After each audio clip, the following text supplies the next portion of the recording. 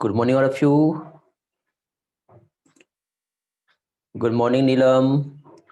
Good morning, Manzari. Good morning, Aryan. Good morning, Kosika. Good morning, Sitish. Good morning, Mandar. Good morning, all. Good morning, Kusi. Okay so आज का session हम लोग start करते हैं। जैसे कि यहाँ पे हम लोग बॉडी फ्लूइड एंड सर्कुलेशन हम लोग देख रहे हैं, जिसमें आज के इस सेशन में हम लोगों को एक तो स्पेशली जो भी एक्स्ट्रा पॉइंट है in additional to NCERT, okay, ये हम लोग देखेंगे। और साथ ही साथ यहाँ पे जो वेरियस टाइप के जो डिसऑर्डर है, जिसमें कार्डियक डिसऑर्डर जो होते हैं, सर्कुलेटरी डिसऑर्डर, ये आज के इस सेशन में हम लोग स्टडी करेंगे। ओके, जिसमें हम लोग एंजिना पेक्टोरिस समझेंगे, साथ ही साथ हार्ट फेलियर क्या होता है ये देखेंगे, कार्डियक अरेस्ट जो है, और कोरोनरी आर्टरी डिसीज जो है ये हम लोग समझेंगे। तो इसी के साथ साथ इसमें देखिए बेटा कुछ part in additional to NCERT, जैसे लिगामेंटम आर्टेरियोसम क्या होता है, फोसा ओवेलिस क्या होता है, डक्टस आर्टेरियोसस क्या होता है, ये भी हम लोग देखेंगे। वासा वेसोरम जो है क्या होती है वो देखेंगे। हाइपरटेंशन जो है ये देखेंगे। मींस कुछ एक्स्ट्रा के पॉइंट्स हैं जो हमें इस चैप्टर में स्टडी करना है, और फाइनली उसके बाद हमारा ये जो चैप्टर है वो आज कंप्लीट हो जाएगा। ओके, और इसके बाद फिर हम लोग नेक्स्ट पोर्शन जो है वो स्टडी करेंगे, मींस नेक्स्ट चैप्टर, जो कि है हमारा क्या चीज, एक्सक्रीटरी सिस्टम। स्प्लीन वाला पोर्शन आर्यन में आप लोगों को 12th में पढ़ाऊंगा एज ए लिम्फोइड ऑर्गन, जब हम इम्यूनोलॉजी स्टडी करेंगे उस टाइम पे। ओके, चलो तो स्टार्ट करते हैं विदाउट डिले किए। तो फर्स्टली यहाँ पे कुछ पिक्चर्स भी लाया हूं मैं आज आप लोगों के लिए। पिक्चर्स की हेल्प से भी समझेंगे बहुत सारी चीजें, बट उसके पहले यहाँ पे यदि हम देखें तो स्टेप बाय स्टेप यहाँ पे जितने भी इंपॉर्टेंट कंसेप्ट जो है वो हम आज के इस सेशन में समझने वाले हैं। ठीक है, तो फर्स्टली हम लोग यहाँ पे जो स्टार्ट कर रहे हैं वो डिसऑर्डर से ही हम स्टार्ट करेंगे। ठीक, और डिसऑर्डर में सबसे पहले हम लोग हार्ट अटैक क्या होता है, हार्ट अटैक के साथ ही साथ हार्ट फेलियर क्या होता है, और कार्डियक अरेस्ट क्या होता है ये हम देखते हैं। क्योंकि मैक्सिमम स्टूडेंट्स को शायद यहाँ पे बहुत सारी प्रॉब्लम्स जो हैं वो होती है, कंफ्यूजन क्रिएट होता है कि एक्चुअली ये है क्या चीज, हार्ट अटैक क्या है, कार्डियक अरेस्ट क्या है। ठीक है, ये सारी चीजों में स्टूडेंट्स को जनरली प्रॉब्लम्स होती है। तो अभी हम लोग यहाँ पे क्या चीज, सर्कुलेटरी सिस्टम डिसऑर्डर जो है ये हम देखेंगे। और इसके पहले भी मैंने आप लोगों को वैसे भी कहा हूं कि ह्यूमन फिजियोलॉजी में जैसे कि 7 चैप्टर्स है, हर इसमें 4 से 5 डिसऑर्डर दिए हैं, ये हम लोगों को स्टडी करना है। ओके, क्योंकि जनरली इसमें से 1 या 2 डिसऑर्डर एग्जाम में आते ही है, ज्यादा भी आ सकते हैं। ठीक, तो अब यहाँ पे देखिए फर्स्टली हम लोग जो देखेंगे वो हम देखेंगे heart attack. Okay, very good Prahlad बेटा, आपका मैसेज जो है हाँ सही आ रहा है। ठीक, तो फर्स्टली हम लोग यहाँ पे जो देखेंगे, क्या देखेंगे हम लोग, हार्ट अटैक क्या होता है ये हम लोग देखेंगे। तो हार्ट अटैक की यदि हम बात करें तो देखिए क्या होता है, हार्ट अटैक मींस जैसे कि फॉर एग्जांपल हमारे जो हार्ट की मसल्स होती है, ठीक है, और मसल्स में स्पेशली मतलब वो सेल्स होंगी, तो यहाँ पे सेल्स जो रहेंगी वो क्या हो जाती है, डेड हो जाती है। और डेड सेल्स की वजह से हार्ट का जो टिश्यूज है वो डेथ हो जाएगा, तो हार्ट प्रॉपरली काम नहीं कर पाएगा। ठीक है, तो हार्ट अटैक, ठीक है, मींस हार्ट के जो टिश्यूज जो है, सेल्स या फिर टिश्यूज जो है, ये क्या हो गए, इसका डेथ हो गया। समझे, तो death of the heart tissues जो है इसे क्या कहते हैं बेटा, हार्ट अटैक कहते हैं। हार्ट अटैक के बाद नेक्स्ट आता है हार्ट फेलियर। ओके, नेक्स्ट जो आएगा वो क्या आएगा, हार्ट फेलियर। अब हार्ट फेलियर की यदि हम बात करें, ठीक है, क्या चीज, हार्ट फेलियर की यदि हम बात करें तो हार्ट फेलियर जो है वो कब होगा, ठीक है, तो हार्ट फेलियर जो है ये कब होगा बताओ? हार्ट फेलियर मींस हार्ट जब प्रॉपर इफेक्टिवली पंपिंग नहीं कर पाएगा। तो जब पंपिंग नहीं हो पाएंगी तो उस टर्म को हम क्या कहेंगे? हार्ट फेलियर कहेंगे। ठीक है, failure of heart to pump, ठीक है, एडेक्यूट अमाउंट ऑफ ब्लड, और वो भी कहां पे? बॉडी में। क्योंकि हमने देखिए बेटा कि इस तरह से यदि जो वेंट्रिकल है जब कॉन्ट्रैक्ट होते हैं तो कॉन्ट्रैक्ट होने के बाद फाइनली हार्ट जो है हमारे बॉडी तक के इफेक्टिवली ब्लड को पंप कर रहा है। अब यदि ब्लड की पंपिंग यदि यहां पे रुक गई, ठीक है, सफिशियंट अमाउंट में यदि ब्लड का पंपिंग नहीं हो पाया बॉडी तक के, समझ रहे हो? तो जब सफिशिएंट अमाउंट में बॉडी तक के ब्लड की पंपिंग नहीं हो पाएगी तो फाइनली हम इस टर्म को जो है वो क्या कहेंगे? हार्ट फेलियर कहेंगे। और लास्ट आता है कार्डियक अरेस्ट। ठीक है, तीन डिसऑर्डर है जो रिलेटेड है कार्डियक अरेस्ट, ये एक डिसऑर्डर है। तो कार्डियक अरेस्ट मींस क्या होता है? जैसे कि सपोज हार्ट है, इसको हमने अरेस्ट कर लिया से, है ना? अरेस्ट कर लिए तो हार्ट काम कर पाएगा क्या? नहीं। पंपिंग कर पाएगा क्या? नहीं। हार्ट बीट क्या होंगी? रुक जाएंगी। तो यहां पे जब हार्ट बीट जब स्टॉप हो जाती है, ठीक है, तो हार्ट बीट जब स्टॉप हो जाएगी तो वो कहलाता है कार्डियक अरेस्ट। किसी की भी वजह से हो सकता है। यदि जैसे कि साइनोएट्रियल नोड जो है हार्ट मसल से एक, यदि वो काम नहीं कर रही, उसका डेथ हो गया, तो हार्ट बीट नहीं होंगी। हार्ट बीट नहीं होगा तो ब्लड पंप नहीं होगा। तो हर चीज एक दूसरे से रिलेटेड है। बट यहां पे यदि स्पेशली टर्म देखना है तो हार्ट अटैक में टिश्यू डेड होगा, हार्ट फेल मतलब पंपिंग नहीं होगा, कार्डियक अरेस्ट मींस बीट नहीं होगा। तो हार्ट अटैक यदि हो गया मतलब टिश्यू डैमेज हो गया तो हार्ट पंप नहीं कर पाएगा, टिश्यू डैमेज हो गया तो बीट नहीं होगी, बीट नहीं होगी तो हार्ट पंप नहीं होगा, पंपिंग नहीं होगा तो सफिशिएंट अमाउंट में ब्लड जो है हमारे बॉडी तक के टिश्यू और ऑर्गन तक के पहुंच नहीं पाएगा। समझे? यही कंसेप्ट जो है यहाँ पे जनरली जो है इस पोर्शन में दिए हुए हैं। ठीक है, चलो तो एक बार आपके एनसीईआरटी में भी ऐसे कुछ डेटा दिया हुआ है। एक बार हम लोग, हाँ ये चेन के टाइप में है, वो हम देख लेते हैं आपका जो एनसीईआरटी डेटा स्टेटमेंट क्या कह रहा है। तो देखिए बेटा, यहाँ पे आपका जो एनसीईआरटी है इसमें उसने डायरेक्टली एक हेडिंग दिया है, और डायरेक्टली यहाँ पे हेडिंग जो बताया है, क्या बताया है? Heart failure. ओके, अब यहां पे देखिए जो हार्ट फेलियर है means directly heart failure, already मैंने सबसे पहले आपको जो है हार्ट अटैक बताया, फिर हार्ट फेलियर जो है ये बताया। तो हार्ट फेलियर की यदि हम बात करें तो heart failure means state of heart when it is not pumping blood effectively enough to meet the need of the body. ठीक है, क्या चीज? यदि मान लो बॉडी तक के प्रॉपर अमाउंट में क्या चीज, यदि ब्लड जो है इफेक्टिवली पंप नहीं हो पाएगा, ठीक है, तो उस टर्म को जो है क्या कहेंगे? हार्ट फेलियर कहेंगे। समझ में आ रहा है बेटा क्या बता रहा हूं मैं? उस टर्म को क्या कहेंगे? हार्ट फेलियर कहेंगे। ठीक है, पहली चीज। सेकंड टर्म यहां पे जो है उसी के जस्ट बाद में जो दिया हुआ है, क्या दिया हुआ है? ये कंजेस्टिव हार्ट फेलियर कब होता है? जनरली लंग्स में कुछ कंजेशन हो गया तो। लंग्स में यदि कंजेशन हो गया तो अब बताओ लंग्स में कंजेशन होने की वजह से क्या होगा? ऑक्सीजन जो है वो यहां से आगे पास नहीं होगा। जब ऑक्सीजन इधर पास नहीं होगा तो हार्ट तक के ऑक्सीजन नहीं जा पाएगी, और हार्ट तक के ऑक्सीजन नहीं जा पाई तो हार्ट की ना तो मसल्स को ऑक्सीजन मिलेगी और ना ही बॉडी को ऑक्सीजन मिलेगा। समझे? तो ये मेन सिम्टम्स है। फिर heart failure is not the same as cardiac arrest. Means cardiac arrest का मतलब क्या हो रहा है बेटा? हार्ट बीट जो है, ठीक है, लास्ट में बताया हूं मैंने आपको, क्या हो गया? स्टॉप हो गया। और हार्ट अटैक मतलब हार्ट मसल सडनली डैमेज हो गया तो भी ब्लड सप्लाई जो है सफिशिएंट अमाउंट में नहीं हो पाएगा।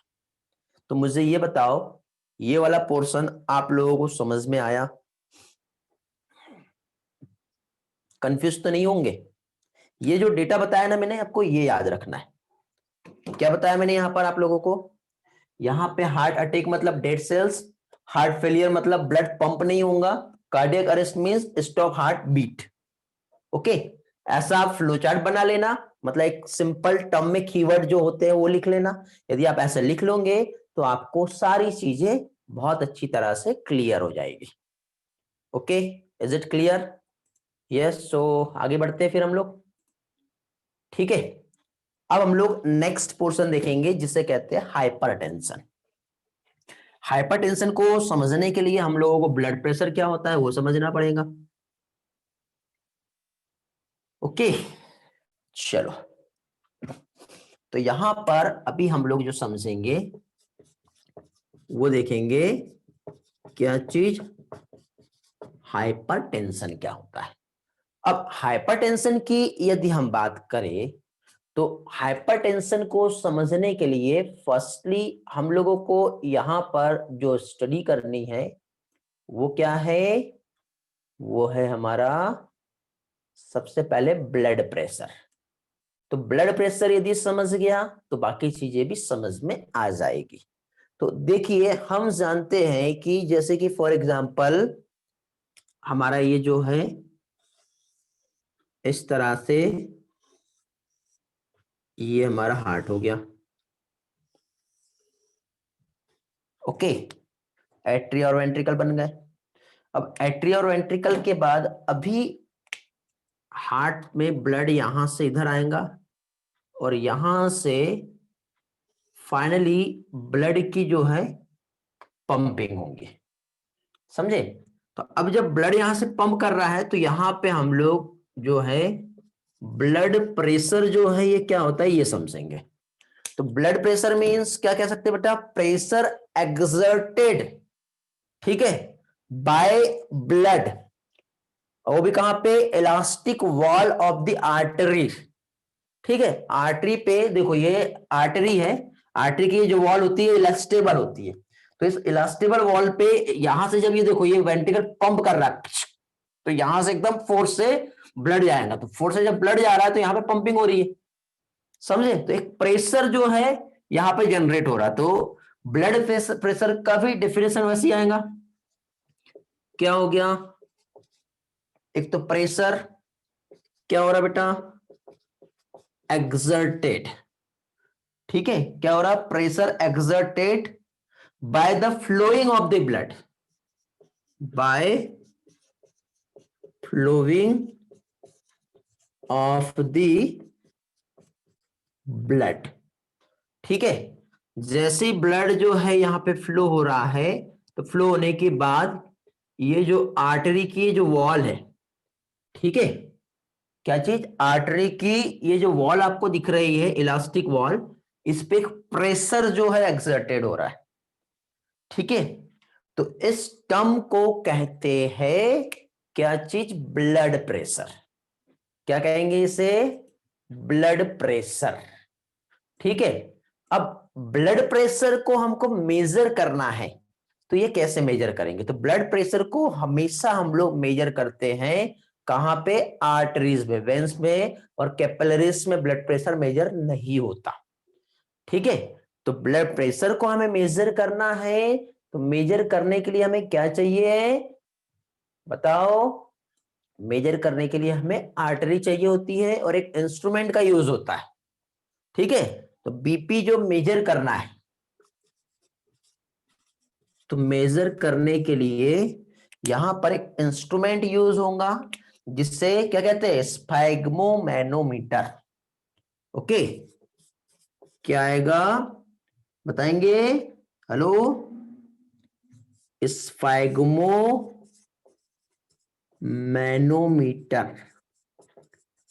इससे हम लोग ब्लड प्रेशर को मेजर कर सकते हैं। और कहां पे मेजर कर सकते हैं हम लोग ब्लड प्रेशर? ब्लड प्रेशर हम ऑलवेज जो है मेजर करेंगे कहां पे, आर्टरी पे। ओके, ये इंपॉर्टेंट टर्म है, आर्टरीज पर ही ब्लड प्रेशर को मेजर किया जा सकता है स्पैग्मोमैनोमीटर की हेल्प से। ठीक है, अब ब्लड प्रेशर जो होता है इसकी जनरली 2 स्टेज होती है, एक जब वेंट्रिकल कॉन्ट्रैक्ट हो रहा है तब, और एक वेंट्रिकल रिलैक्स हो रहा है तब। तो इसके अकॉर्डिंग इसे एक तो सिस्टोलिक प्रेशर कहते हैं और एक डायस्टोलिक प्रेशर कहते हैं। यहां पे देखते हैं हम लोग, एक जो आएगा वो आएगा सिस्टोलिक प्रेशर। अब systolic pressure means what? Systolic pressure की हम बात करें तो सिस्टोलिक प्रेशर क्या होगा? तो सिस्टोलिक प्रेशर मींस जब वेंट्रिकल कॉन्ट्रैक्ट हुआ तो कॉन्ट्रैक्ट होने की वजह से फोर्स से ब्लड जाएगा, है ना? तो कॉन्ट्रैक्ट हुआ तब का जो प्रेशर होता है वो सिस्टोलिक होता है। वेरी गुड, सभी लोगों के आंसर आ रहे हैं बेटा, खुशी, प्रहलाद, कोशिका, ग्रेट। तो systolic pressure means pressure in artery during ventricle systole. Okay, ऐसे कहेंगे ना, क्या चीज? प्रेशर इन आर्टरी, वो भी कब? During ventricle systole. ये क्या हो गया? सिस्टोलिक प्रेशर हो गया। सेकंड बताओ क्या आएगा? सेकंड आता है डायस्टोलिक प्रेशर। 2 स्टेज होती है, तो सेकंड होता है डायस्टोलिक प्रेशर। और डायस्टोलिक प्रेशर की हम बात करें तो डायस्टोलिक प्रेशर मींस व्हाट? क्या हो जाएगा बताओ? प्रेशर इन आर्टरी, आर्टरी का ही प्रेशर होगा बेटा, तो आर्टरी का ही प्रेशर रहेगा, लेकिन कैसा रहेगा? During the ventricle relax. क्या कहेंगे? Ventricle diastole. तो डायस्टोलिक प्रेशर जो रहेगा जब वेंट्रिकल रिलैक्स होगा तब, एज इट इज सेम रहेगा, बट कब? वेंट्रिकल जब रिलैक्स हो रहा है तो उस कंडीशन का जो प्रेशर होगा वो डायस्टोलिक कहलाता है। अब एक हेल्दी पर्सन की हम बात करें तो हेल्दी पर्सन में बीपी को हमको मेजर करना है, तो सिस्टोलिक का जो रेंज होता है, जो लिमिट होता है, ये होता है 120 mmHg। कितना होता है? 120 mmHg। और डायस्टोलिक जो होगा वो कितना होगा? 80 mmHg। तो किसी पर्सन का बीपी हमको चेक करना है और हम मेजर करेंगे तो हम किस तरह से बेटा? हेल्दी पर्सन में नॉर्मल बीपी रेंज जो है 120/80 mmHg, इस तरह से मेजर करते हैं। अब ये जो बीपी हमने मेजर की है, यदि मान लो इसका लिमिट इंक्रीज हो गया, ठीक है, तो इंक्रीज कब होता है? कुछ डाइट जो है वो अफेक्ट करती है, साथ ही साथ एज जो है एडवांस एज रहे, ठीक है, या फिर कुछ डिसीज यदि हो जाए तो सिस्टोलिक बीपी 120 और डायस्टोलिक 80 जो है ये बढ़ के क्या होगा बेटा? 150 हो सकता है 80 वाला, 120 वाला 220 हो सकता है। और ब्लड प्रेशर ज्यादा हो गया तो हमारे ऑर्गन, ब्रेन, ठीक है, इसको क्या है? डैमेज कर सकता है। तो ये कंडीशंस यहां पे जो है बन सकती है, समझे? ओके, mmHg बेटा यूनिट है मिलीमीटर मरकरी। ओके शांतनु, समझा?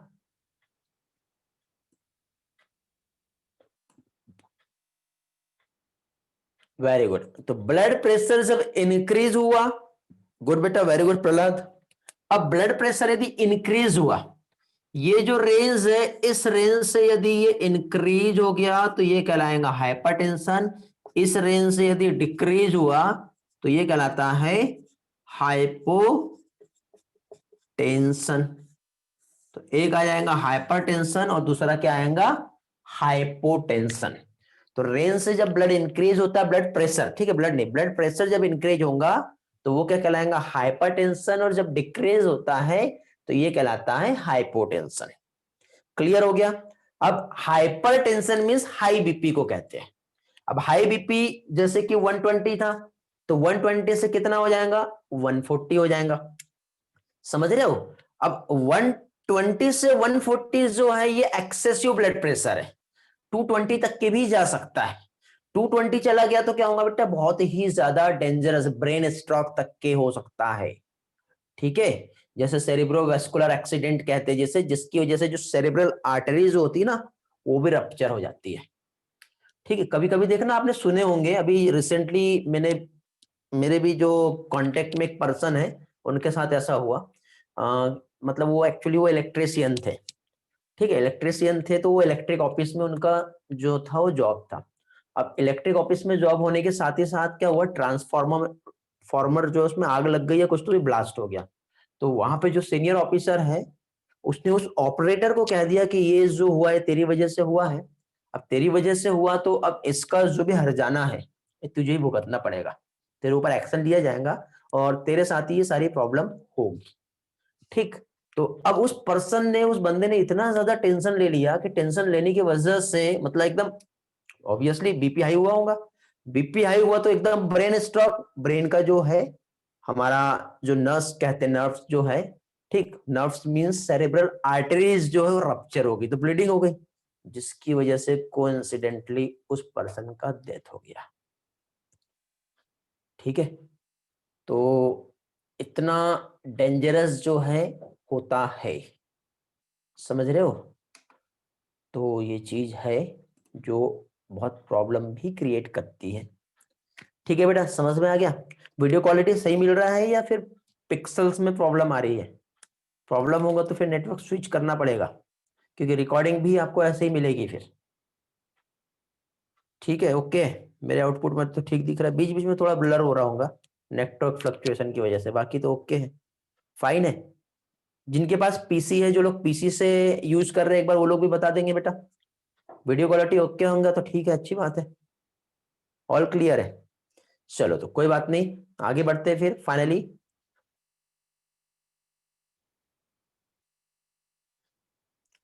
हाँ बेटा, हाँ आर्यन। चलो तो आगे बढ़ते हैं हम लोग। हाइपरटेंशन तो हमें समझ में आ गया है। हाइपर मींस हाई बीपी, और हाइपोटेंशन जो होता है लो ब्लड प्रेशर होता है। और लो ब्लड प्रेशर भी जो है मैंने आप लोगों को थोड़ी देर पहले ही एक्सप्लेन किया क्या होता है। ठीक। इसके बाद नेक्स्ट अगेन हमारा एनसीईआरटी ने एक और डिसीज दिया है, कोरोनरी आर्टरी डिसीज। ये वाला पार्ट क्लियर है क्या? रिस्पॉन्स करो, यदि यस तो हम आगे बढ़ते हैं। CAD, कोरोनरी आर्टरी डिसीज हम देखेंगे अभी। रिस्पॉन्स में क्विकली। आर्यन, कोशिका, योगेश्वरी, ईशा, खुशी, सेजल, क्लियर है? चलो ओके गुड, तो आगे बढ़ते हैं हम लोग इसी तरह से। तो अभी हम लोग यहां पर जो देखेंगे वो देखेंगे कोरोनरी आर्टरी डिसीज क्या होता है।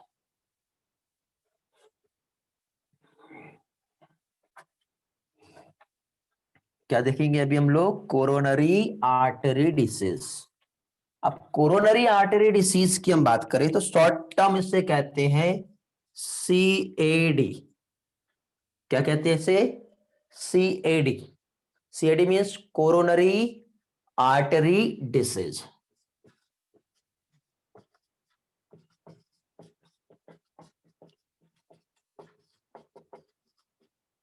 अब कोरोनरी आर्टरी डिसीज की यदि हम बात करें तो इसमें देखिए बेटा, पहली चीज तो जैसे कि फॉर एग्जांपल ये हमारा जैसे हार्ट है, ठीक है, यही हार्ट है हमारा। अब हार्ट से जब एओर्टा और आर्टरी के थ्रू जब ब्लड हमारे बॉडी में पंप हो रहा है, ऑक्सीजनेटेड ब्लड, तो इसी में से बेटा एक स्मॉल जो है ऐसा आर्टरीज जो है ये डायरेक्टली हमारे हार्ट तक के आएंगी, क्योंकि देखो जब हार्ट ब्लड जो है ऑक्सीजनेटेड ब्लड पंप करके आगे भेज रहा है, ठीक है, हार्ट जब ऑक्सीजनेटेड ब्लड पंप करके हमारे बॉडी तक के भेज रहा है तो हार्ट की मसल्स को भी तो ऑक्सीजन चाहिए, नहीं तो क्या होगा बताओ? हार्ट की मसल्स को ऑक्सीजन नहीं मिली तो फाइनली हार्ट का मसल्स डैमेज हो सकता है ना। ठीक है, तो अब डैमेज हो गया तो फिर हार्ट काम नहीं करेगा तो हमारा बॉडी काम नहीं करेगा फिर तो, समझे। तो यहां पे देखिए CAD मींस ये जो कोरोनरी आर्टरी है किसी कारण से यदि इसमें ब्लॉकेज आ गया, ठीक है, जैसे कि यहां पे इसको एक डायग्राम की हेल्प से बना रहा हूं मैं जिससे आपको अच्छे से समझेगा। जैसे कि सपोज ये हमारा इस तरह से जो है, ये जो हमारा है कोरोनरी आर्टरी, क्या हो गया हमारा ये हो गया कोरोनरी आर्टरी। कोरोनरी आर्टरी की यदि हम बात करें, ठीक है, इस तरह से, ठीक। अब जैसे कि फॉर एग्जांपल इधर साइड से जैसे ब्लड आ रहा है, ब्लड आते आते यहां से आगे पंप होगा, हार्ट की मसल्स तक के जाएगा। यदि किसी कारण से यहां पे कुछ ब्लॉकेज आ गया मान लो, ठीक है, तो अब यदि ये जो ब्लॉकेज यहां पे हुआ, तो ब्लॉकेज की वजह से ब्लड जो है प्रॉपरली पंप नहीं हो पाएगा, तो या तो ये ब्लॉकेज हो जाएगा या फिर नैरोइंग हो जाएगा ये, ठीक है। तो ये इस तरह से यहां पे ये जो है, यदि हम देखें तो ये इस तरह से नैरो हो गया, नैरो होने के बाद और नैरो हो गया, ब्लॉक हो गया, तो ब्लड का पंपिंग हो पाएगा क्या? नहीं हो पाएगा। तो ब्लॉकेज एंड नैरोविंग, कौन सा, ये ल्यूमेन जो है, ठीक है, ये जो है ये ल्यूमेन है, तो इस ल्यूमेन में ब्लॉकेज या नैरोविंग यदि हो गया, कोरोनरी आर्टरी का ल्यूमेन है, ल्यूमेन ऑफ कोरोनरी आर्टरी, और कोरोनरी आर्टरी का ये जो ल्यूमेन है, इसमें किसी कारण से यदि ब्लॉकेज आ गया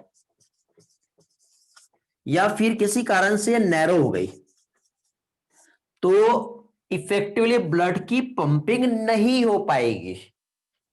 इस फिनोमिना को कहते हैं coronary artery disease, short form में है CAD। क्लियर हुआ? ज्यादा कुछ भी कॉम्प्लिकेटेड नहीं है, ज्यादा डिटेल में जाने की जरूरत भी नहीं है, यहां पर समझ में आ गया ना बेटा? ओके। CAD को ही बेटा हमारे NCERT ने एथेरोस्क्लेरोसिस भी कहा है, atherosclerosis, it is also known as atherosclerosis.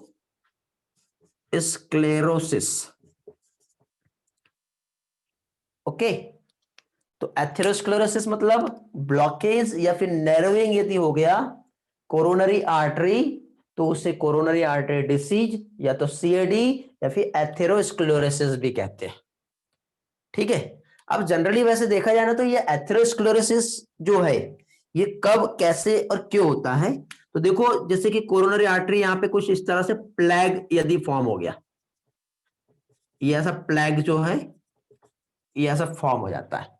अब ये जो प्लैग की यदि हम बात करें, तो ये कब होगा?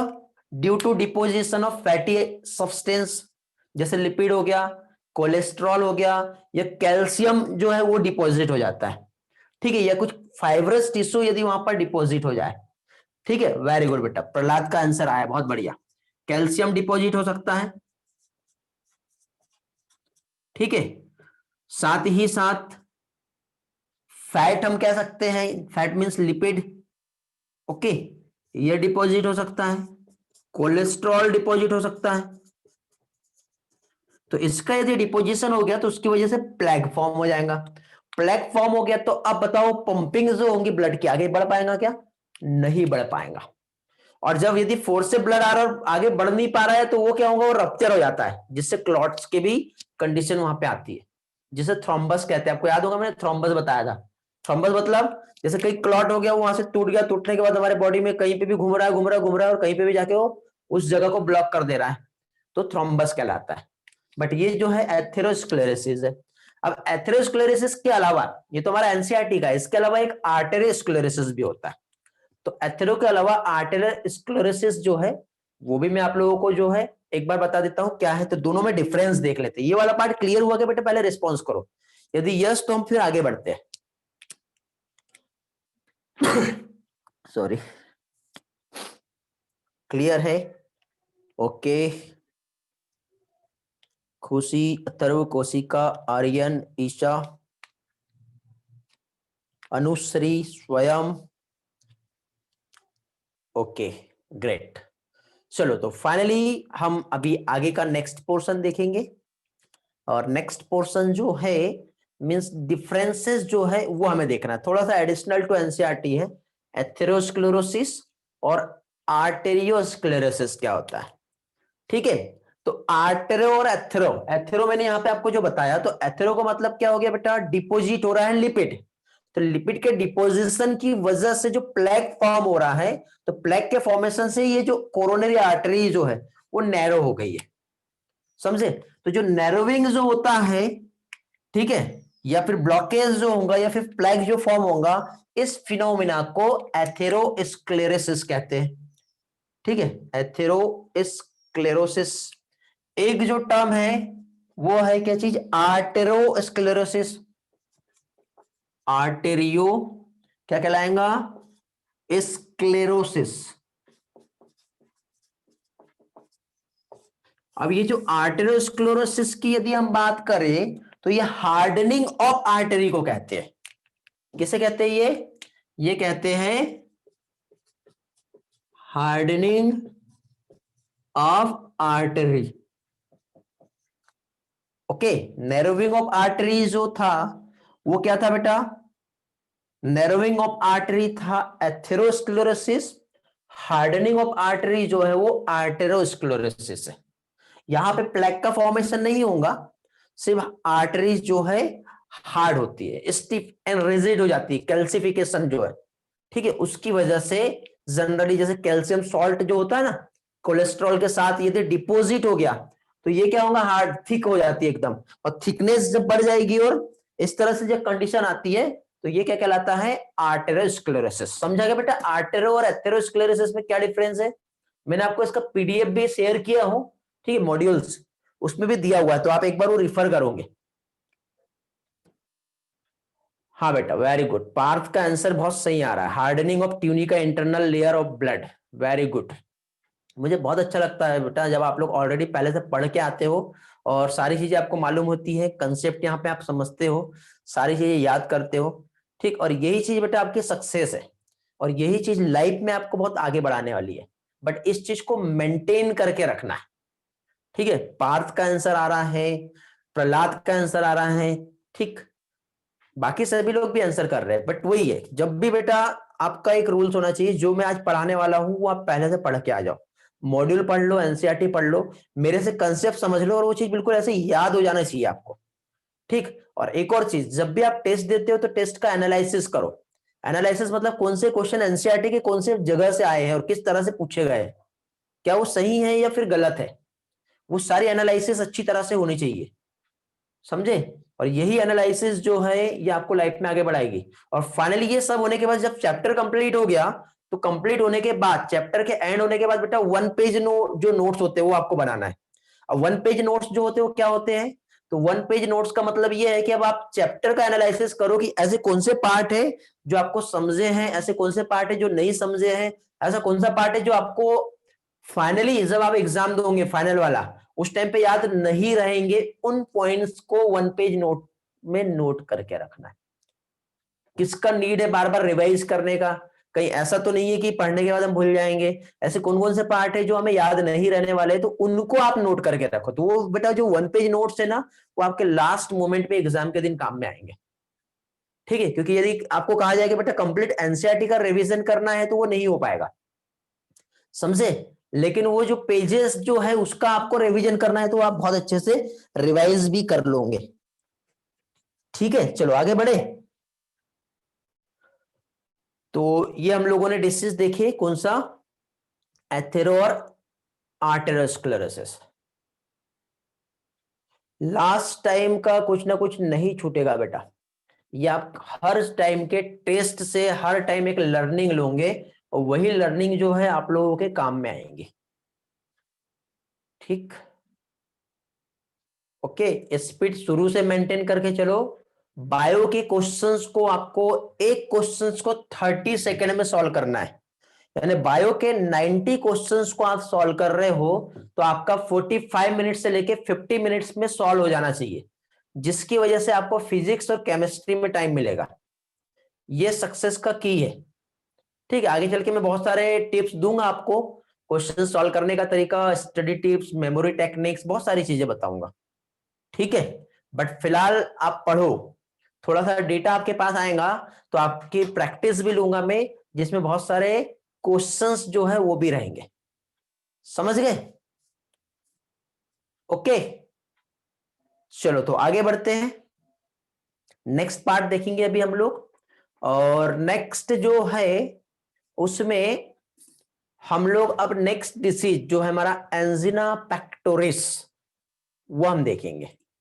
क्या चीज? Angina pectoris. चलो रिस्पॉन्स करेंगे, एंजिना पेक्टोरिस क्या होता है, जल्दी से बताओ एंजिना पेक्टोरिस।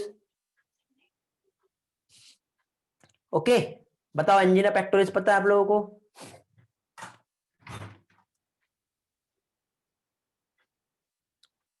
नहीं मालूम? स्वयं का आंसर आया है, पार्थ का आंसर आया है, वेरी गुड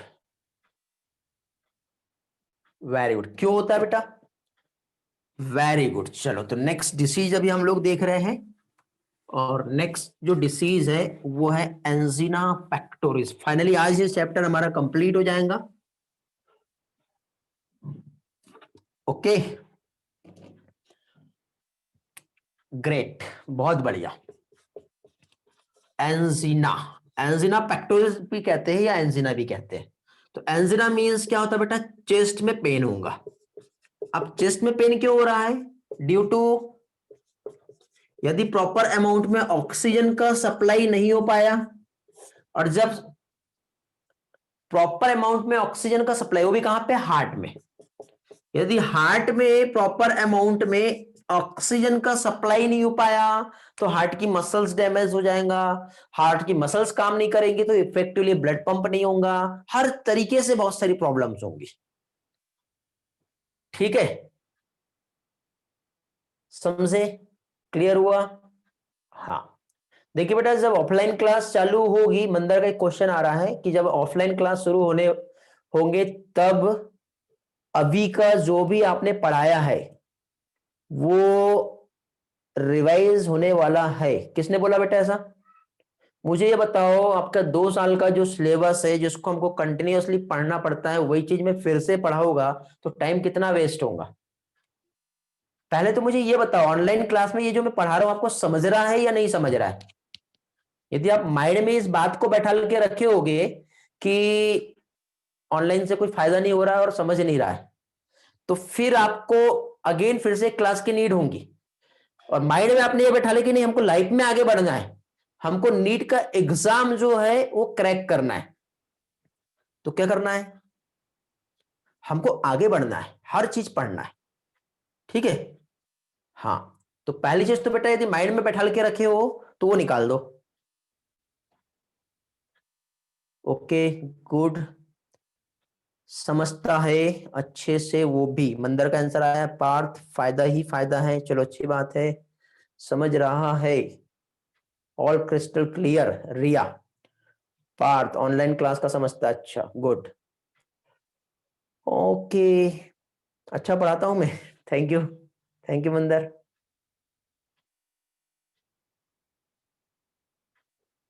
चलो चलो, कोई बात नहीं बेटा, डिस्टर्ब नहीं हो रहा है। जो भी माइंड में क्वेश्चंस रहते हैं पूछना चाहिए। चलो, सारी चीजें बेटा सभी लोगों को समझ में आ रहा है। हाँ, लॉकडाउन का तो फायदा लेना चाहिए। क्या हो रहा है बेटा? देखो, ट्रेवलिंग का टाइम बच रहा है, घर पे रह के आपकी अच्छे से प्रिपरेशन हो रही है। ठीक है, तो अब क्या होता है, यहां पे पहली चीज तो आपको बहुत सारी चीजें विजुअलाइज हो जा रही है। यदि मैं जो बोर्ड पे पढ़ा रहा हूं कुछ चीज पिक्चराइजेशन या डायरेक्टली बुक वाली रहती तो वो भी मैं शेयर करता हूं। ठीक, तो अब यहां पे देखिए, आप एक जगह बैठे हो, एक फोकस करो अपना गोल्स को कि मुझे इतना टारगेट अचीव करना है, वो चीज करो। एक्स्ट्रा कर सकते हो तो एक्स्ट्रा करो, टाइम निकालो, मुझसे टाइम लो, क्वेश्चंस पूछो। यदि मैं बिजी हूं और मैं नहीं बता पा रहा हूं तो इसका मतलब ये नहीं कि सर नहीं बता रहे। आपकी रिस्पॉन्सिबिलिटी है मुझसे टाइम लेके पूछने की, मेरी रिस्पॉन्सिबिलिटी आपको बताऊंगा। यदि मैं किसी कारण से बिजी हूं, हो सकता है कोई क्लास है या फिर कोई टेस्ट पेपर बनाना है या वॉटेवर, मैं बिजी भी रहूंगा तो आपके ही काम में बिजी रहूंगा।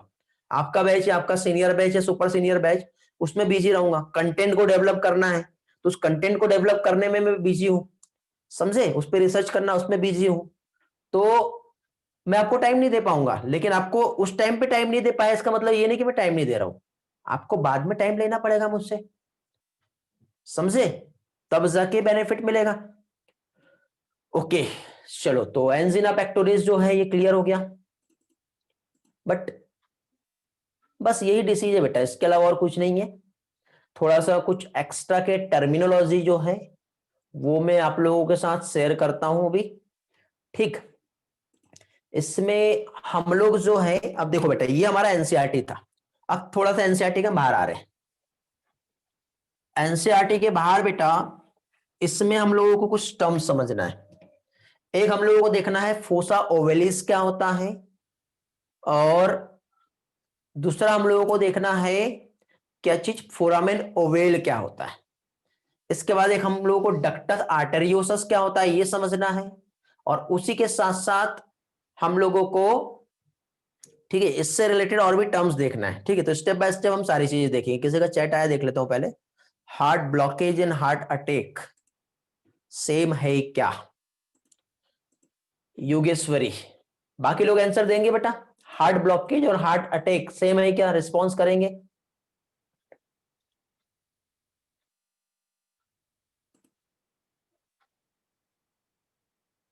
बताओ। आर्यन कह रहा है यस, कोशिका कह रही है नो, प्रज्वल कह रहा है नो।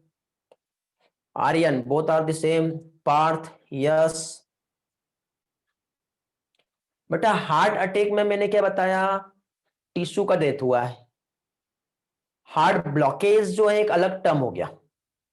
ठीक है, हार्ट ब्लॉकेज जो है ये कौन से पार्ट का ब्लॉक हो रहा है वो उस पर डिपेंड करेगा। तो दोनों वैसे डिफरेंट है, हम सेम नहीं कह सकते। ठीक है बेटा, ओके। चलो तो नेक्स्ट पार्ट जो है वो हम लोग देखेंगे अभी। और नेक्स्ट पार्ट में आप लोगों के साथ सबसे पहले मैं यहां पे एक कंसेप्ट जो है वो डिस्कस करूंगा जिसे कहते हैं वासा वैसोरम। क्या चीज? वासा वैसोरम। और वासा वैसोरम की यदि हम बात करें तो वासा वैसोरम जो होता है, ठीक है, क्या होता है बेटा? ये वेसल्स ऑफ द वेसल्स होती है। क्या होता है ये? Vessels of the vessels. अब वेसल्स ऑफ द वेसल्स की यदि हम बात करें तो ये क्या है? ठीक है, तो बेटा देखिए जैसे कि फॉर एग्जाम्पल यहां पे हम लोगों ने जो स्टडी किए थे, क्या स्टडी किए थे हम लोगों ने यहां पर? हम लोगों ने यहां पे स्टडी किए थे आर्टरी, और साथ ही साथ हम लोगों ने यहां पे स्टडी किए थे वेन। इसी के साथ साथ हम लोगों ने यहां पे स्टडी किए थे कैपिलरी। तो आर्टरी, वेन और कैपिलरी हम लोगों ने जो देखे थे। तो अब देखिए बेटा हम सिंपल आर्टरी की ही बात करें तो आर्टरी जो है बेटा इस तरह से ये आर्टरी है, और ये आर्टरी का ल्यूमेन है। ठीक है, तो आर्टरी की यदि हम देखें बेटा तो ये आर्टरी से इतने ही नहीं है, आर्टरी का ये थिकनेस है इस तरह से। तो आर्टरी तो बेटा इतना ज्यादा थिक हो गया है कि नहीं? इतना थिक है आर्टरी। अब आर्टरी जब इतना थिक है तो डायरेक्टली यहां से इस आर्टरी से जो ब्लड और न्यूट्रिएंट्स जो सप्लाई हो रहा है, ये डायरेक्ट आर्टरी अपना न्यूट्रिएंट और ब्लड अपने आप अपने पास ले लेगा क्या? नहीं ले सकता बेटा। तो ये जो ब्लड वेसल्स है इस वेसल्स में भी एक छोटी छोटी जो वेसल्स रहेंगी जो इसके अंदर ऐसी अंदर साइड में रहेगी। समझे? तो जो वॉल ऑफ ब्लड वेसल्स होती है ना, उसको ब्लड सप्लाई करने के लिए एक छोटी छोटी ब्लड वेसल्स का नेटवर्क होता है। एक thin network of blood capillary कहते हैं इसको। क्या कहते हैं इसे? Thin network of blood capillary. और thin network of blood capillaries जो है ये कहां प्रेजेंट है बेटा? In the wall of blood vessels. In wall of blood vessels. और ये जो ब्लड वेसल्स की वॉल में ये जो नेटवर्क है ये क्या कर रहा है बेटा? ब्लड सप्लाई कर रहा है, जो नेसेसरी सब्सटेंसेस इसको चाहिए वो सप्लाई कर रहा है। तो ये कहलाता है वासा वैसोरम। क्या कहलाएगा ये? वासा वैसोरम। वेरी वेरी इंपॉर्टेंट, एनसीईआरटी में नहीं दिया है, एक्स्ट्रा का पॉइंट है, मालूम होना चाहिए। समझा बेटा वासा वैसोरम क्या है? हेलो, वासा वैसोरम समझ में आ गया? ओके, इफ यस तो हम आगे बढ़ते हैं। कोशिका का रिस्पांस मिला है। 48 स्टूडेंट है बेटा यहां पर, और रिस्पांस सिर्फ कुछ ही लोग देते हैं। सुमित, 2 लोग रिस्पांस किए अभी। प्रज्वल, योगेश्वरी, ठीक है, कई लोगों को टेक्स्ट लग रहा है क्या बेटा? चलो, बाकी लोगों के रिस्पॉन्स भी आ रहे हैं। तो ये हो गया क्या चीज? वासा वैसोरम। इसी के साथ साथ हम लोगों ने देखिए बेटा, जो ब्लड वेसल्स का स्टडी किया, ठीक है, ये जो देख रहे हैं हम लोग, हम क्या देख रहे हैं? Blood vessels. ब्लड वेसल्स में ए मींस क्या हो गया? आर्टरी, वेन और कैपिलरी। तो आर्टरीज, वेन्स और कैपिलरीज की यदि हम बात करें, तो आर्टरीज, वेन्स और कैपिलरीज जो है, तो इसका हम लोग एनाटॉमी देखते हैं। कैपिलरी क्या होता है, आर्टरी क्या होता है और वेन क्या होता है, इसमें भी हम लोग डिफरेंस देखते हैं। अभी हमको एक चीज तो समझ में आ गई कि जो ब्लड वेसल्स की ये जो वॉल है, इसको हमको यदि फूड इंपॉर्टेंट सब्सटेंस ब्लड पहुंचाना है, तो इसके लिए छोटी छोटी जो स्मॉल नेटवर्क ऑफ वेसल्स जो होती है, कैपिलरीज जो होती है, वो वासा वैसोरम कहलाता है। ये तो हमको समझा, लेकिन आर्टरी, वेन और कैपिलरी क्या होता है, थोड़ा सा ये भी हम समझ लेते हैं। वैसे डबल सर्कुलेशन में हमने देखे हैं, ठीक है। देखिए क्या होता है बेटा, जब इस तरह से हार्ट से ब्लड पंप हो रहा है, तो ब्लड जो पंप होता है, तो उसमें इन्वॉल्व जो होती है वो क्या होती है बेटा? आर्टरी। आर्टरी जो है हार्ट से बॉडी तक के ब्लड, ऑक्सीजनेटेड ब्लड लेके जा रहा है, ठीक है। आर्टरी जो है हार्ट से बॉडी तक के ऑक्सीजनेटेड ब्लड लेके जाता है। इसमें एक एक्सेप्शन पढ़े थे हमने, कौन सा? पल्मोनरी आर्टरी, याद आ रहा है? पल्मोनरी आर्टरी क्या कर रहा है? तो पल्मोनरी आर्टरी क्या करता है बेटा? हार्ट से लंग्स तक के डीऑक्सीजनेटेड ब्लड लेके जाएगा, ठीक है। तो ये जो है, ये हो गया आर्टरी। ये क्या कर रहा है? ये कैरी कर रहा है ऑक्सीजनेटेड ब्लड, कहां से? From heart to body. इसमें ये एक्सेप्शन है, ये है पल्मोनरी आर्टरी, ये कैरी कर रहा है क्या चीज? डीऑक्सीजनेटेड ब्लड फ्रॉम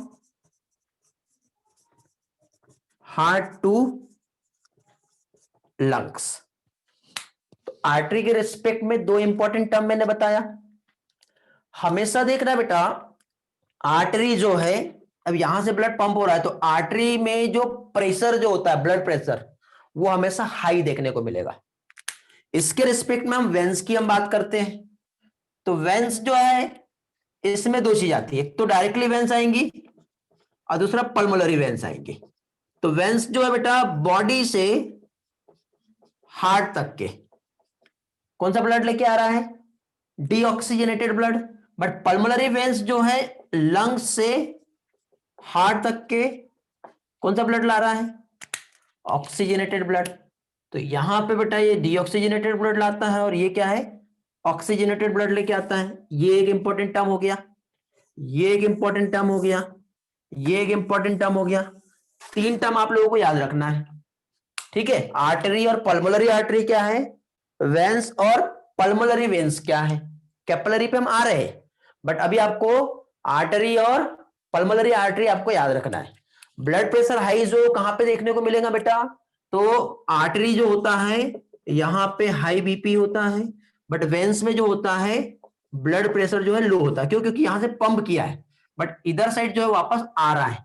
तो इधर साइड से जब वो वापस से जब ब्लड लेगा, तो ये जो रहेगी क्या रहेगी? वेंस रहेंगी, समझे। इसी के साथ साथ ल्यूमेन की हम बात करें, तो आर्टरी का जो ल्यूमेन जो होता है ना बेटा, ये कम होता है, तभी तो ब्लड प्रेशर ज्यादा रहेगा। तो ल्यूमेन ऑफ आर्टरी कम होता है, बट वेंस का ल्यूमेन जो है वो बड़ा होता है। तो ल्यूमेन की हम बात करें, इतना समझा ना आपको? मैं थोड़ी देर के बाद स्लाइड शेयर करता हूं, वो भी क्लियर करवा दूंगा। तो इसी के साथ साथ हम आर्टरी और वेंस का हम ल्यूमेन देखें इस तरह से। तो बेटा यहां पे फोर्स से ब्लड जा रहा है तो ल्यूमेन छोटा रहेगा, और ये जो है इसका ल्यूमेन बड़ा रहेगा। इसकी थिकनेस जो है वो ज्यादा रहेगी, क्यों? क्योंकि बेटा ब्लड बहुत फोर्स से जा रहा है तो रप्चर हो सकती है। बट इधर इसकी थिकनेस की नीड नहीं है, इसका थिकनेस बहुत कम होता है। तो ये जनरल से बेसिक से डिफरेंसेस है जो आर्टरीज और वेंस में जो है हम देख रहे हैं, ठीक है। चलो तो एक काम करते हैं, यही वाला पार्ट को जो है मैं आप लोगों को थोड़ा सा एक्सप्लेन करता हूं अच्छी तरह से, ओके। चलो ग्रेट।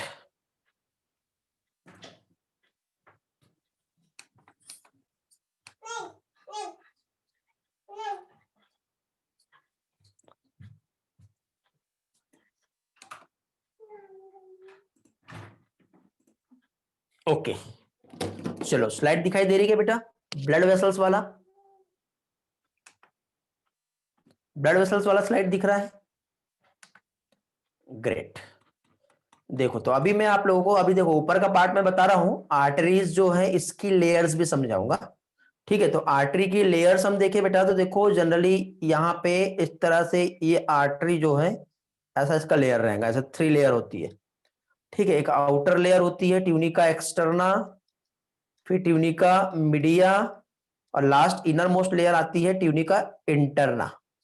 ऐसे 3 लेयर्स हम लोग स्टडी करेंगे, थोड़ी देर के बाद देखेंगे। ठीक, बट सबसे पहले हम लोग यहाँ पे जो देख रहे हैं वो कौन सा पार्ट देख रहे हैं बेटा, अभी हम लोग यहाँ पे डिफरेंसेस जो है वो हम देख रहे हैं। ये थोड़ा सा एडिशनल पार्ट है बेटा, एनसीईआरटी के बाहर का, थोड़ा सा समझाने की कोशिश कर रहा हूं मैं आप लोगों को। ठीक, और याद रखना है एग्जाम में ऐसे क्वेश्चंस कभी कभी आ सकते हैं, और लाइफ में आगे जाना है तो कुछ तो भी हमको एक्स्ट्रा देना पड़ेगा।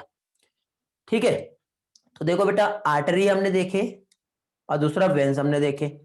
तो आर्टरी की हम बात करें, क्या चीज, आर्टरी की यदि हम बात करें तो आर्टरी जो है इसका रोल क्या है बताओ। अब मैं आप लोगों को नीचे साइड पे दिख रहा हूँ। ठीक है, तो अब देखिए आर्टरी की यदि हम बात करें तो आर्टरी कैरी कर रहा है, क्या कैरी कर रहा है बेटा, हार्ट से ऑर्गन तक के या हमारे बॉडी तक के ऑक्सीजनेटेड ब्लड जो है ये कैरी करेगा। बट वेंस जो है क्या कर रहा है बेटा, ऑर्गन से हार्ट तक के डीऑक्सीजनेटेड ब्लड जो है ये लेके आएगा, समझे। इसी तरह से ऑल आर्टरी जो है pure blood, pure blood means oxygenated blood लेके जाता है, बट एक एक्सेप्शन है, कौन सा, पल्मोनरी आर्टरी का। तो पल्मोनरी आर्टरी जो है ये डीऑक्सीजनेटेड ब्लड ले रही है। हमेशा ब्लड का फ्लो आर्टरी में ज्यादा रहेगा और ज्यादा स्पीड से जाएगा। वेन्स जो है जनरली इम्प्योर ब्लड लेती है, बट एक्सेप्शन पल्मोनरी वेन्स जो होती है ये प्योर ब्लड लेता है। ठीक है, हार्ट का डायग्राम आप लोगों को याद आ रहा होगा तो ये अच्छे से समझेगा। ठीक है, फिर इसी के साथ साथ बेटा आर्टरी जो है ये डीपली सिचुएटेड होता है बॉडी में, हमारे बॉडी में अंदर है डीपली सिचुएटेड होता है। बट वेन्स जो रहती है बेटा वो सुपरफिशियल रहता है। ठीक है, हमारे जस्ट बिलो द स्किन जो रहता है वो क्या होता है, वेन्स होता है। ठीक, ल्यूमेन आर्टरी का कंस्ट्रिक्टेड होगा, बट यहां पे वेन्स का वाइड होगा। वॉल्व जो है बेटा आर्टरी में एब्सेंट होती है, आपने देखे होंगे, जैसे कि फॉर एग्जांपल थेबेसियन वॉल्व, एक स्टूडेंट ने मुझसे पूछा था, सुपेरियर और इंफेरियर वेना कावा जो होती है वहां पर भी वॉल्व प्रेजेंट होती है, थेबेसियन वॉल्व, हेवेसियन वॉल्व प्रेजेंट होती है। तो ये जो वॉल्व है वो कहां पे, वेन्स में प्रेजेंट होती है, बट आर्टरी में किसी भी टाइप की वॉल्व प्रेजेंट नहीं होती है, समझे।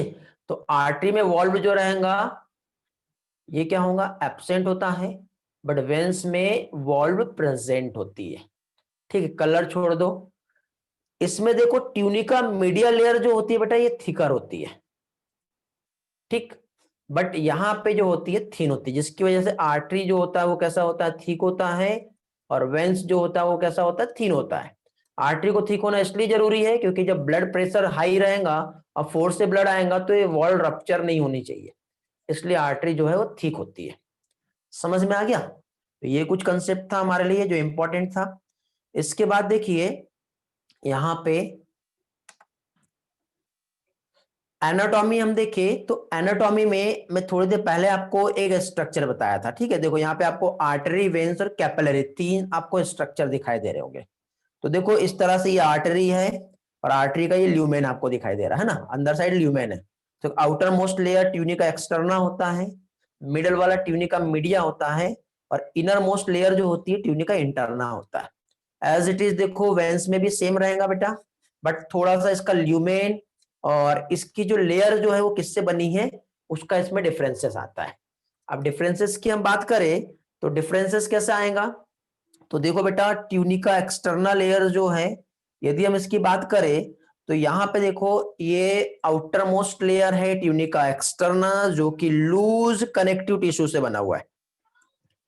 किससे बना है ये, loose connective tissue, collagen fibre और इलास्टिक फाइबर और लॉन्गिट्यूडिनल मसल्स यहाँ पे प्रेजेंट होते हैं। ट्यूनिका मीडिया में हम देखें तो लेयर थिक होती है, सर्कुलर होती है, नॉन स्ट्रेटेड मसल्स का नेटवर्क होता है। और ट्यूनिका इंटरना जो है बेटा स्क्वेमस इपिथेलियम की बनी होती है, जिसको हम क्या कहते हैं बेटा, एंडोथेलियम। ठीक है, याद आ रहा है ना, endothelium layer of blood capillary पढ़े थे हमने लंग्स में। ठीक है, तो वही वाली है। ठीक, इस तरह से यहां पे ये कुछ पॉइंट्स है जो आप लोगों के लिए इंपॉर्टेंट है। फिर इस पॉइंट के बाद नेक्स्ट इसमें आए तो नेक्स्ट इसमें ये जो है आप लोगों को ये जो डायग्राम मैंने बताया, तो इसमें देखिए बेटा एक कैपिलरी जो है, कैपिलरी का रोल क्या होता है। ठीक है, तो देखो इधर से सबसे पहले तो ये आर्टरी आएगी। आर्टरी जब ऐसे छोटे छोटे ब्रांच में जब डिवाइड होंगी तो वो क्या कहलाता है, आर्टरियोल। और आर्टेरियोल जब और फिर डिवाइड होता है अलग अलग ब्रांच में तो वो बनाता है कैपिलरी, फिर बनता है वेन्यूल्स और फिर बनता है वेंस।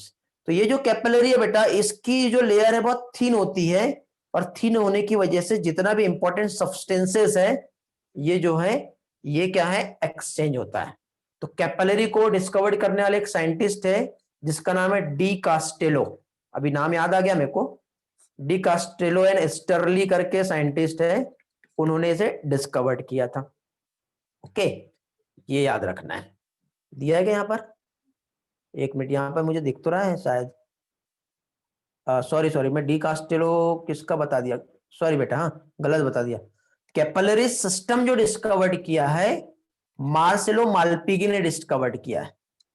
ठीक है, क्या चीज, मार्सेलो मालपिगी, ये याद रखना बेटा, ये साइंटिस्ट का नाम पूछा जाता है। ठीक है, सॉरी मैं थोड़ी देर पहले कुछ और बता दिया, डिकास्टेलो स्टर्ली जो यहाँ पे नहीं आता, मार्सेलो मालपिगी जो है इन्होंने कैपिलरी सिस्टम जो है डिस्कवर्ड किया।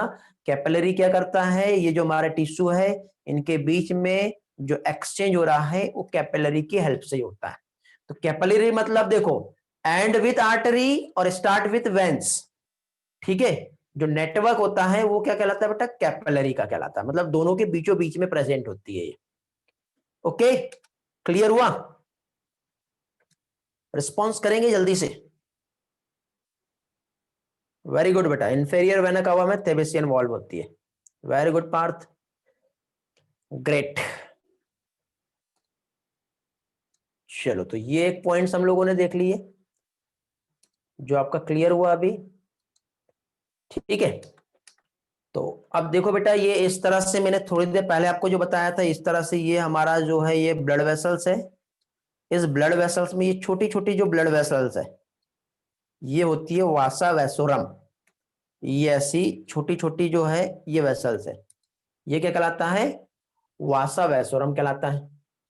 वासा वेसोरम के बाद अभी नेक्स्ट पार्ट जो हम लोगों को यहाँ पे समझना है वो क्या देखना है बेटा, हम लोगों को डक्टस आर्टेरियोसस। क्या देखेंगे अभी हम, देखो इतना सारा पार्ट कुछ नहीं देखना है, ये वाला पार्ट जो है ये आपको याद रखना है।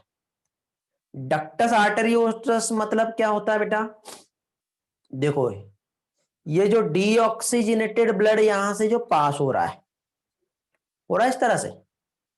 तो अब जनरली जो फिटस की हम बात करें तो फिटस जो है इसका बेटा लंग्स जो है वो फुल्ली डेवलप नहीं हुआ है।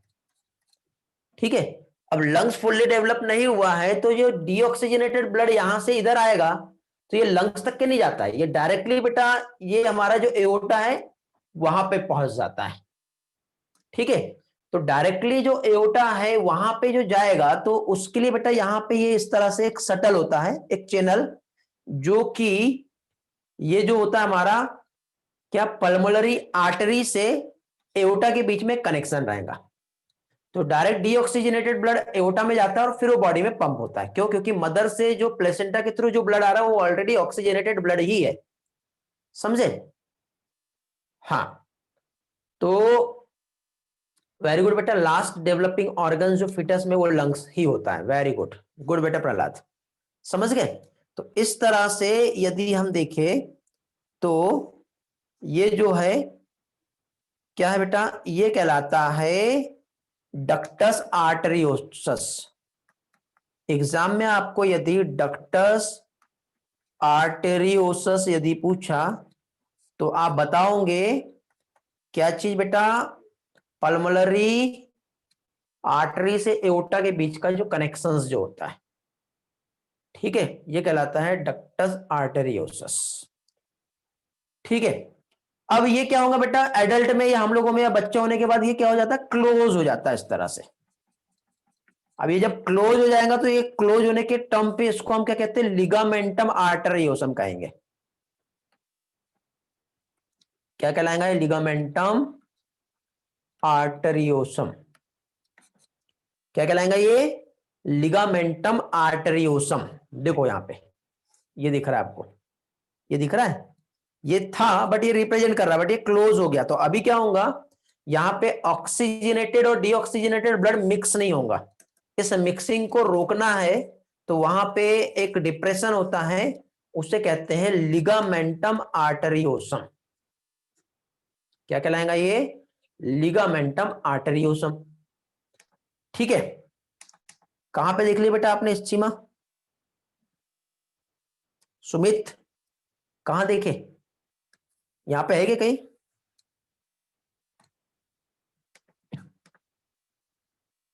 एक बुक में पढ़े थे, ठीक है, बताता हूं बेटा, वो वाला पार्ट बाद में बताता हूं, पहले ये समझ लो वरना फिर बीच में ट्रैक चेंज हो जाएगा। इसके बाद देखिए बेटा एक फोरामेन ओवेल आता है।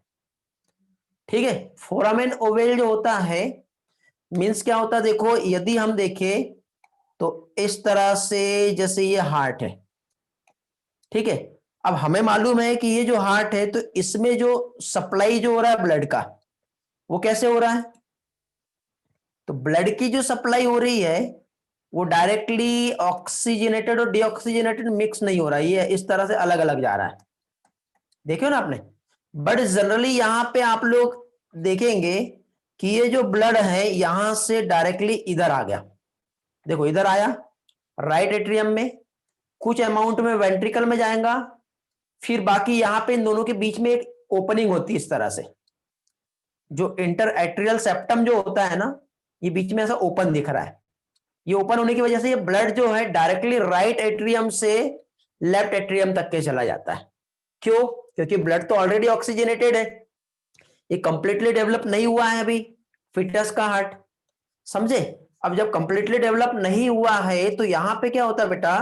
राइट साइड का ब्लड को लेफ्ट साइड भेजने के लिए डायरेक्टली यहां पे एक नेटवर्क इसमें प्रेजेंट है। तो ये डायरेक्टली जो नेटवर्क है इसे कहते हैं फोरामेन ओवेल। ये देखो ये नॉर्मल हार्ट आपको दिख रहा है, इस नॉर्मल हार्ट में ये क्लोज दिख रहा है, दिखाई दे रहा है ना? लेकिन यही चीज आप इस हार्ट में देखोगे तो ये ओपन दिख रहा है। ठीक, बट ये फोसा ओवेलिस, अब हम लोगों की हार्ट की हम बात करें तो हम लोगों का हार्ट जो है बेटा ये क्लोज तो हो गया, लेकिन क्लोज होने के बाद एक ओवल के समान एक डिप्रेशन ये देखने को मिलता है बेटा, जो फिटल हार्ट के को रिप्रेजेंट करता है कि पहले कुछ तो भी अलग स्ट्रक्चर था। ठीक है, तो एडल्ट में हम या फिर बच्चे होने के बाद के टर्म के लिए हम ये इससे कहेंगे तो ये क्या कहलाएगा? फोसा ओवेलिस कहेंगे इसे। क्या कहेंगे इसे? Fossa ovalis. समझा? ये इंपॉर्टेंट टर्म है बेटा, एक्स्ट्रा के पॉइंट्स बता रहा हूं मैं आप लोगों को, तो ये सारी चीजें जो है आप लोगों को मालूम होनी चाहिए। ठीक है, फोसा ओवेलिस समझा? फिर मैं आप लोगों को देखो ये इस तरह से कोरोनरी आर्टरीज बता रहा था, तो हार्ट में जो एओर्टा है उससे छोटी छोटी जो आर्टरी है, जो हार्ट की मसल्स जो है उसको ऑक्सीजनेटेड ब्लड सप्लाई कर रहा है, तो ये क्या कहलाता है? Coronary artery. Is it clear? Hello, समझा क्या?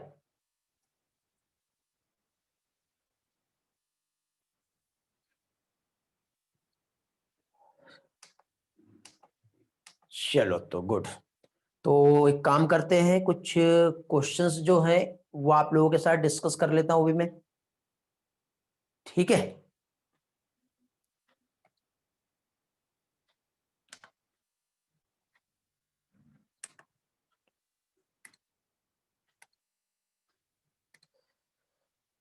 चलो तो वन बाय वन जल्दी जल्दी आप लोगों को क्वेश्चंस के आंसर जो है ये देना है।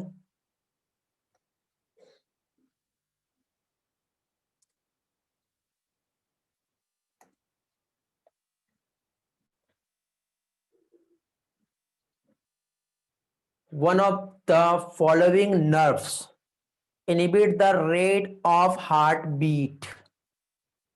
ठीक है, कौन सा नर्व यहां पे प्रेजेंट होता है जो हार्ट बीट को, योगेश्वरी का आंसर आया है। हाँ वेरी गुड बेटा Prahlad, good. Coronary artery oxygenated blood लेके जाता है, कोरोनरी साइनस जो है डीऑक्सीजनेटेड ब्लड वापस लाता है। Very good. योगेश्वरी का आंसर आया है, नहीं बेटा पार्थ का आंसर सही है। बाकी लोग फर्स्ट क्वेश्चन का आंसर देना है सिर्फ अभी।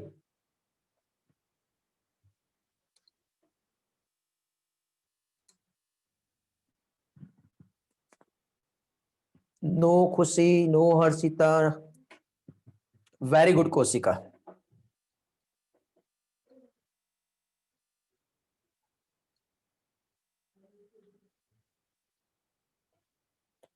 One of the following nerve, nerve की बात की बेटा जो इनहिबिट करता है rate of heart beat.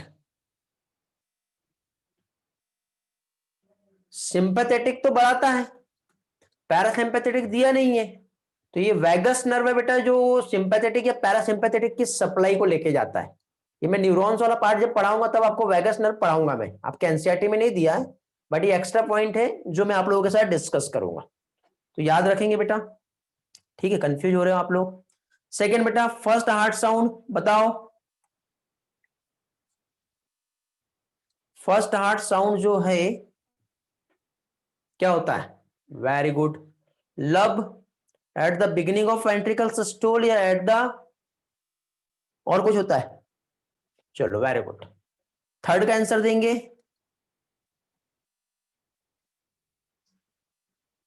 Third का आंसर देंगे जल्दी से। Heart beat animal myogenic nature की जो होती है,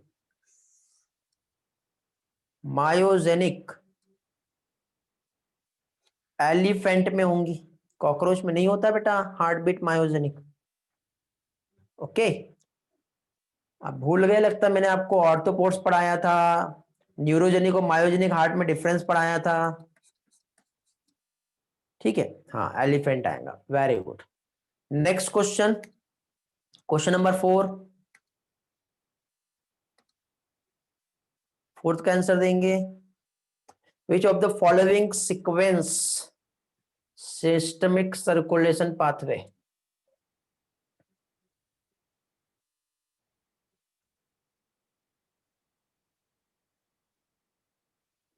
क्या होता है? सिस्टमिक, सिस्टमिक मतलब हमारा हार्ट, हार्ट से बॉडी तक के आर्टरी के थ्रू ऑक्सीजनेटेड ब्लड जाएगा और बॉडी से वापस आएगा, तो पहले वेंट्रिकल रहेगा फिर पंप कर रहा है, तो कौन सा होगा? लेफ्ट एट्रिया से लेफ्ट वेंट्रिकल में आएगा, फिर एओर्टा, फिर आर्टरी, फिर टिश्यू, फिर वेंस, फिर राइट वेंट्रिकल, ऐसे रहेगा ना? Hello, response me quickly. Very good, answer, correct answer क्या है? डी। चलो पावर भी चला गया अभी हमारा। Next question, question number 5, one by one answer देना है। कार्डियक आउटपुट किसके थ्रू डिटरमाइन होता है? वेरी गुड, हार्ट रेट और स्ट्रोक वॉल्यूम दोनों आएगा, है ना? Cardiac output equal to heart rate multiply stroke volume, पढ़े थे हम ना, ऐसा हमने स्टडी की है। Very good, cardiac output blood क्या होगा बेटा? 6 का pump by left ventricle per minute आएगा, थर्ड आंसर आएगा। वेरी गुड यार, सभी लोग जल्दी जल्दी आंसर दिया करो। Love and Dove heart sound कब आते हैं बताओ?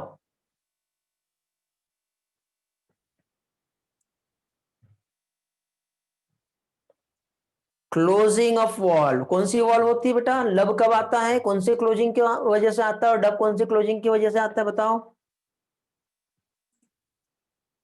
लब की क्लोजिंग का रीजन और डब की क्लोजिंग का रीजन बताओ जल्दी जल्दी। Very good, first heart sound lub होता है जो closing of the semilunar valve, कि bicuspid tricuspid? Very good. Lub जो होता है बाई और ट्राइकस्पिड वॉल्व के क्लोजर से होता है, जो कि फर्स्ट हार्ट साउंड है। और डब जो होता है वो क्लोजिंग ऑफ क्या आएगा, सेमी लूनर वॉल्व, जो कैसा है बेटा, सेकंड हार्ट साउंड है। चलो, first heart sound is due to, यही दिया है यहां पर, ठीक है। तो फर्स्ट हार्ट साउंड जो है वो किसकी वजह से होता है, दिख नहीं रहा क्या सारा, देखने की जरूरत ही नहीं है।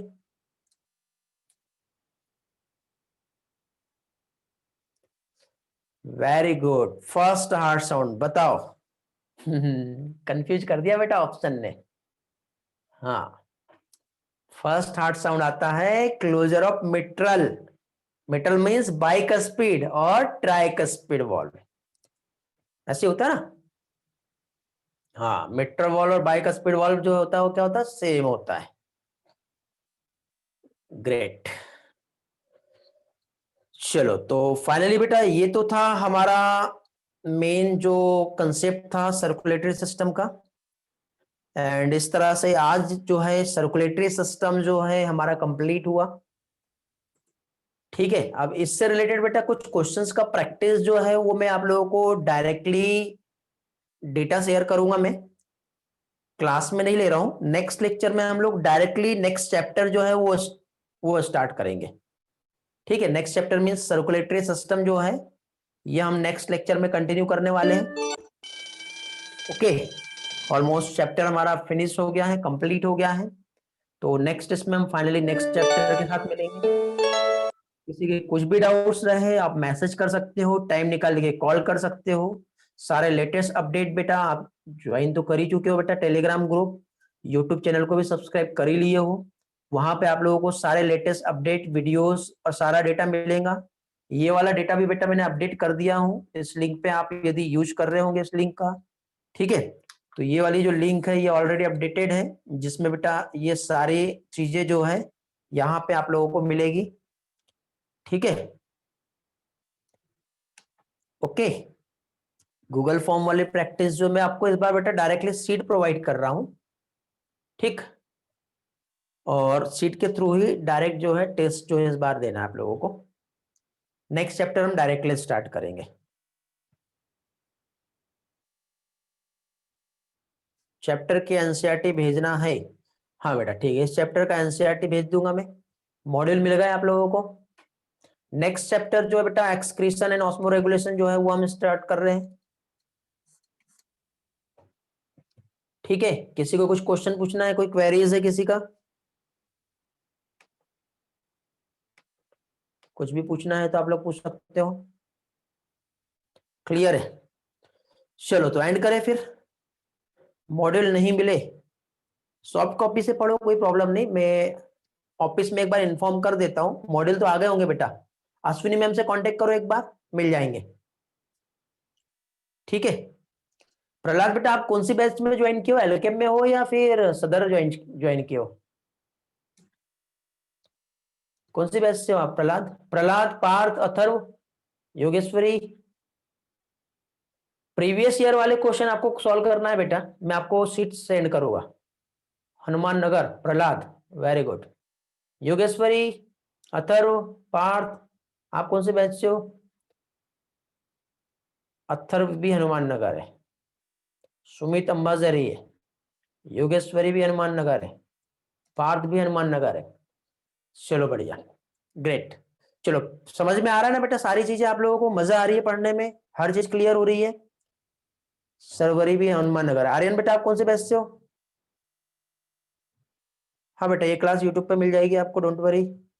प्रज्वल हनुमान नगर है, आर्या भी हनुमान नगर है, खुशी भी हनुमान नगर है। अरे वाह यार, बहुत सारे लोग हनुमान नगर से फिर तो, वेरी गुड। भंडारा वाले कितने लोग हैं? एक काम करो, हैंड रेस करो यार, थोड़ा सा आइडिया होना चाहिए मुझे भी। भंडारा वाले एक बार हैंड रेस करेंगे बेटा, कौन कौन है, वो कितने स्टूडेंट है? सभी हनुमान नगर से है क्या? कोशिका, वेदांत, यश, निधि,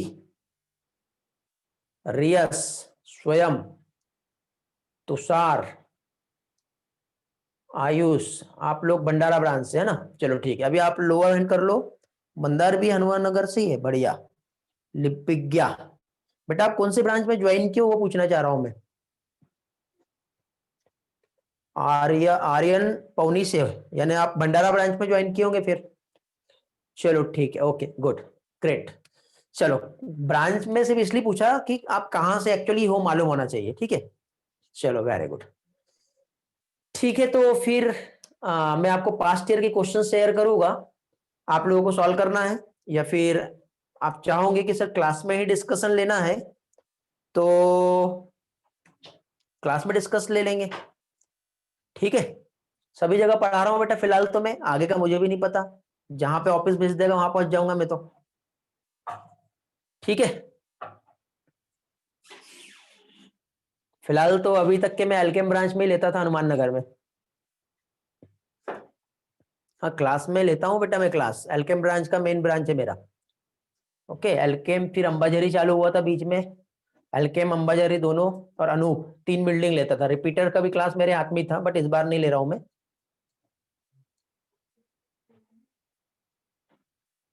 ओके, थैंक यू बेटा। हाँ अंबाझरी तो आया था लास्ट टाइम, अभी देखते हैं अब जो भी होगा, वो मे बी नेक्स्ट मंथ से हमारा ऑफलाइन क्लास चालू हो सकता है, ठीक है। ऑफिशियल गाइडलाइन मिल गई तो हो जाएगा स्टार्ट। बट ऑनलाइन का भी एक अलग मजा है बेटा, ये भी चीज सीखने वाली है, ठीक है। मजा आ रहा है कि नहीं पढ़ने में? ऑनलाइन से भी कुछ नया हो रहा है, कुछ डिफरेंट हो रहा है, क्योंकि वही पढ़ाई तो हम पहले से कर चुके हैं। थोड़ा बहुत नींद आता होगा कभी कभी, या फिर डाइवर्ट हो जाते होंगे आप, ठीक। और आप चाहते हो कि आप डाइवर्ट ना हो, तो क्या करो मालूम है, आप अपने वीडियो ऑन करके पढ़ा करो। एक डर रहता है कि नहीं यार सर तो नहीं देख रहे हम लोगों को, ठीक है। कभी भी देखना, आप जब आपके वीडियो ऑन करके पढ़ोगे ना, तो आप अलर्ट होके पढ़ोगे, बिल्कुल एक्टिव होके, ठीक। ट्राई करके देखना, बहुत से लोगों को फायदा मिला इस तरह से। चलो एंड करें फिर क्लास आज का, मजा आया।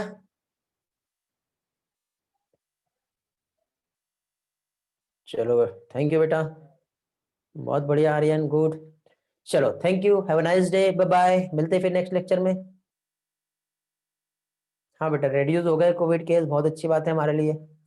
ओके प्रहलाद बेटा कॉल कर लेना आज मुझे, ठीक है। चलो, ओके बाय।